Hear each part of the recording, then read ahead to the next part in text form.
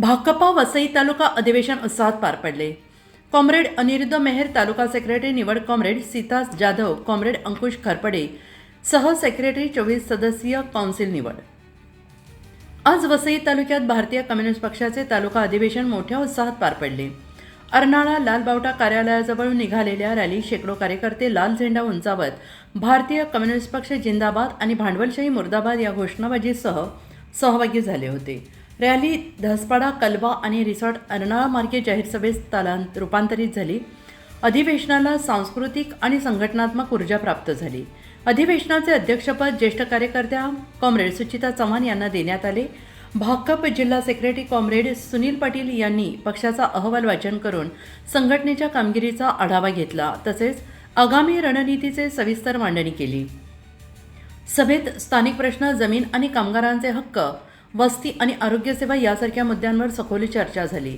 तालुका कौन्सिलच्या निवडणुकीत एकूण 24 कार्यकर्त्यांना वसई तालुका कौन्सिल म्हणून निवडण्यात आलं असून कॉम्रेड अनिरुद्ध मेहर यांची तालुका सेक्रेटरी म्हणून निवड करण्यात आली।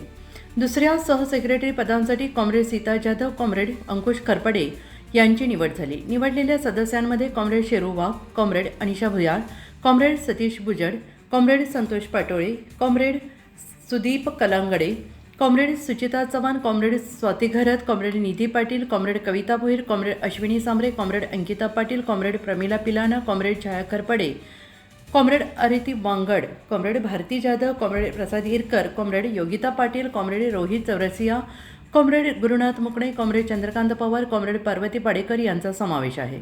अधिवेशनात पुढील ठराव एकमताने मंजूर करण्यात आले। गावागावात जनजागृती करून जनता समस्यांचे निराकरण करणे, पक्षाच्या जनसंघटनांना बळकट करणे, संघटनेमार्फत प्रश्न हाताळणे, गावागावात शाखा स्थापनेचे काम सुरू करणे, शेतकरी महिलांना संघटनात्मक आणि साक्षरता प्रशिक्षण देणे, त्यांना व्यावसायिक संधी उपलब्ध करून देणे, पिकवार परिषदांद्वारे संघटनात्मक समित्या तयार करणे, 9 ऑगस्ट रोजी जेल भरो आंदोलन यशस्वी करणे, तालुका पातळीवरील कार्यक्रम वाढवणे, ज्या ठिकाणी पक्षाचे काम आहे तिथे शाखा कमिटी असणे, स्मार्ट मीटर अनिवार्यतेविरोधात जनआंदोलन उभारणे, अन्न सुरक्षा कायद्याच्या काटेकोर अंमलबजावणीसाठी जनआंदोलन करणे, नागरिकांना शासकीय दाखल्यांच्या देवाणघेवाणीत मदत करणे, वनहक्क आणि गायरान जमिनीवरील अतिक्रमणांचे प्रश्न हाताळणे, शेतमजुरांना मनरेगा अंतर्गत रोजगार मिळावा यासाठी जनआंदोलन करणे।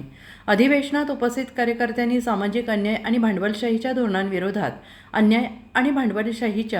धोरणांविरोधात संघर्ष सुरू ठेवण्याचा निर्धार व्यक्त केला। तालुका पातळीवर पुढील ठोस आंदोलनांच्या रूपरेषा मंजूर करण्यात आल्या।